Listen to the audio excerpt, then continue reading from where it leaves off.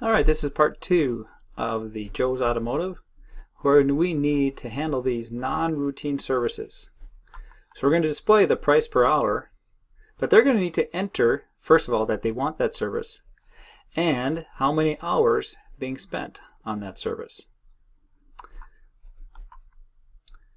So we go back to my design here. Now, I'm going to do it differently than I discussed it in class. I just decided right now. Oh, I see I've got a problem here.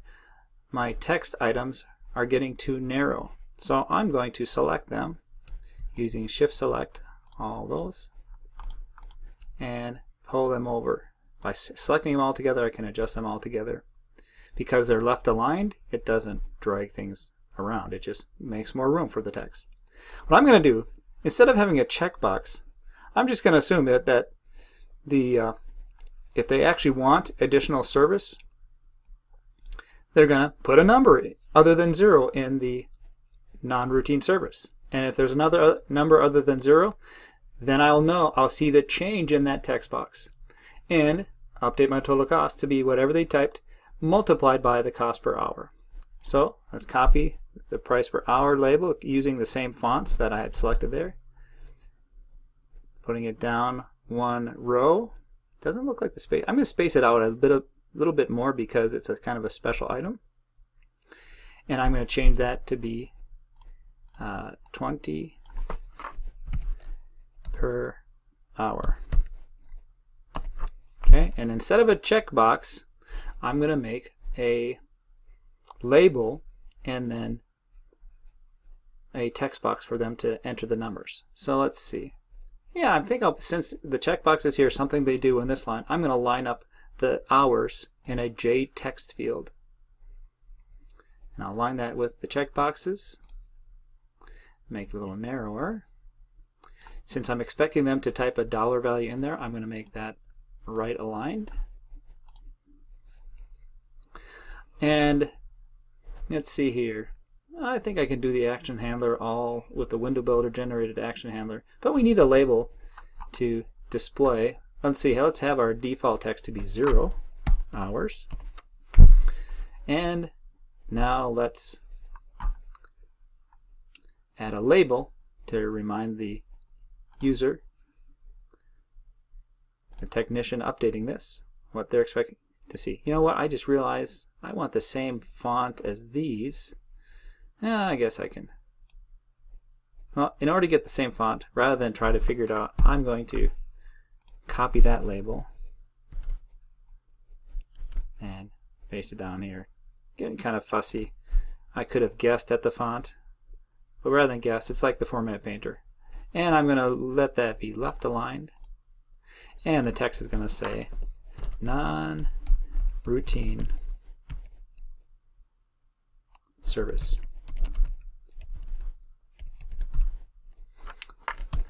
But how do they know what this means? Let's put a tiny little label next to that. You've seen on websites where it's grayed out hours. I could do that, but let's do the easy way. Let's make a tiny little label.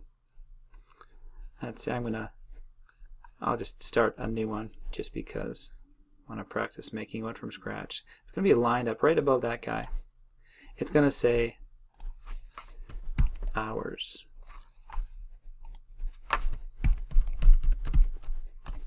And you can decide whether that should be above or below. Using my little arrow keys on this side, I can adjust the position just right. Come on, arrow keys. My arrow keys are failing me.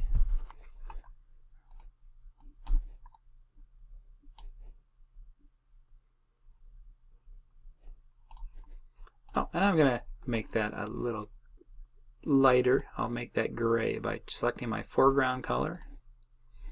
I'll choose a gray. There. So we're expecting hours there. And as soon as they type in a number here, I'm going to multiply it by my price per hour and add that to the total cost and redisplay total cost. So this is going to be a different action handler. So I'm going to do it the lazy way. Since I'm only doing it once, I'm going to go ahead and let it be embedded right there. Since I'm not expecting the code to be huge, come over here to my events, double click action performed, and let window builder generate me I'll call this an inline action listener definition. So okay, I'm going to call this handle changes to this text field content. Well, what do I want to do? Let's okay. The number of hours is what we're expecting. Now the number of hours could be decimal, so we'll treat it like a float. Float hours. Guess what? We're just going to parse what they've just typed into the text field. So string, float dot parse float. The string is JTextField dot get text. What? Sorry, not JTextField, textField.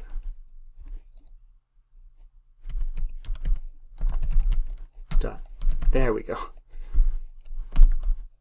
And I think tab takes me to the end and semicolon. Now I have the price that they've entered, and let's go ahead and do price total plus equals hours times 20. Now let's see how this works here, and then we'll just think about what errors I might need to handle here. Let's see what happens.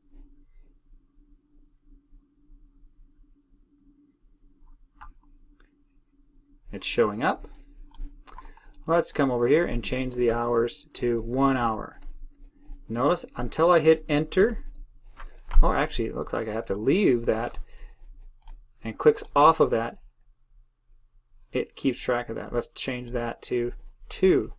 I changed my mind. What's going to happen? Oh, I guess I have to select off of that. Let's hit tab. Oh, tab sets my total cost. Wait a minute, that's not right. Once I click somewhere else, 3, let's try hitting the enter key. No, tab key. It doesn't seem to work. What if I click somewhere else? Transmission plus 80. Oh, look at that. Suddenly it jumped up to 80. So we've got a little problem here that our handling of the text here, if I change it, let's go back to 1, enter, no change, tab, no change, turn something off and on, now it's up to 100. It keeps adding to my price total. So I think what I'm going to need to do is keep track of my labor hours as a separate variable, because they may be changing their labor hours and I don't want to keep adding, and it's irritating that it's not updating my label after this action. It's as though the action performed isn't doing what I expected. So let's change this from price total to, let's just say, price labor equals hours times 20. I'm doing the labor. I'm kind of being lazy here. I'm hard coding my cost per hours. So if they ever decide to change their hours, they have to recompile the program. I now need to declare a variable price labor. That's a float. Let's declare him up here next to my price total.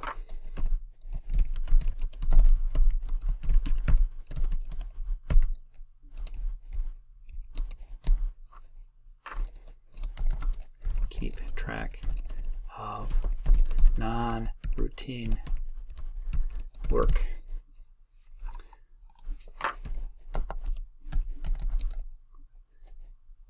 Track total price as services are checked on or off. I haven't yet put my personal comment at the top. That's up to you to do. Okay, so now I'm updating price labor. Now, because price labor needs to be included in the total price every time I update, I'm going to copy that. And now every time, and notice here, because I haven't yet fixed this one, let's do that now. this is my action handler.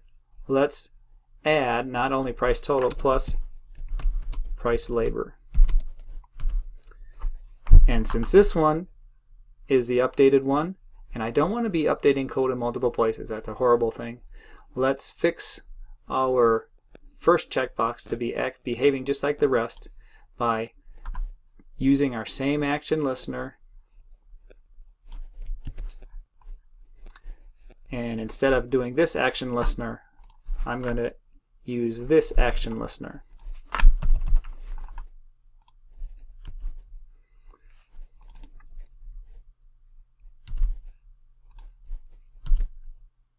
And because this code might be interesting to review how I did it initially, I'm going to surround that with a multi-line comment.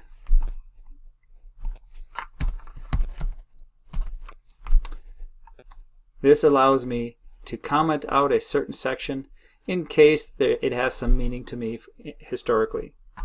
Typically, it's not going to be very useful code, so you'll delete it. But sometimes you want to see, how did I do it before? In case you have changed how you did it, and you may think, you know, maybe I want to keep this as a reference, that it was working, but it wasn't. I didn't want to change this in multiple places. So now we're using the same action listener. I only need to change the action listener in one spot if I decide to change its behavior, such as keeping price labor as a separate item. Now let's make sure in our text box handler now, which is right here, yep, we're handling the price labor is hours times 20. I'm not sure I like action listener because I was hoping that as soon as I left that box, it would update my price labor. And then, what I need to do is I also need to do this. Breaking one rule, I am updating the label in two places. But I'm going to be lazy right now and put that in multiple places, just to make sure it works, and then see if there's any other logic errors.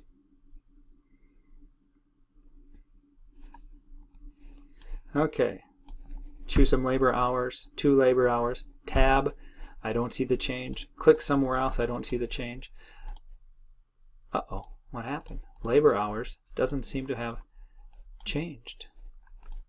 I should see 40, and there's nothing.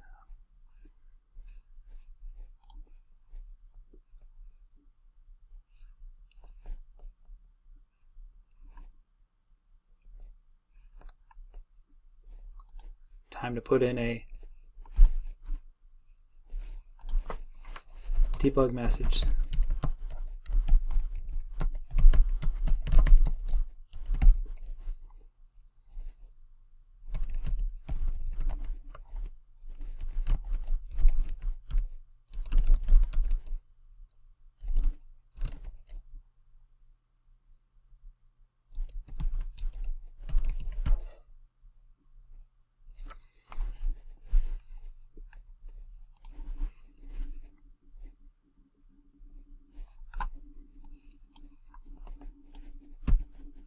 Tab, no message in my console.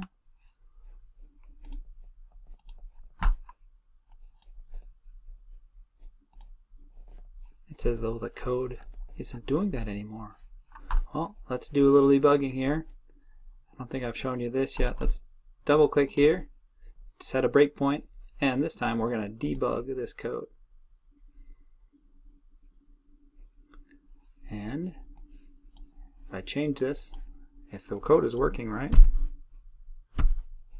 it should pop into the debugger. Something went wrong. Alright, I'm going to pause till I get this fixed and I'll show you what I fixed. Okay, I figured out what I had to do. It was not behaving right. Watch the bad behavior. If I enter a number here, unless I hit the enter key, it ignores what I typed. So I typed 2 there. Tab, it doesn't recall what I entered. If I choose something, it still doesn't know. It hasn't got any event to tell it, hey, I changed that. So what I did is I experimented, and finally realized back in design of that text box that I can add an event handler for focusLost to make sure whenever I leave that, I will do that same action. And I'm going to do it the lazy way. I'm going to copy and paste the code.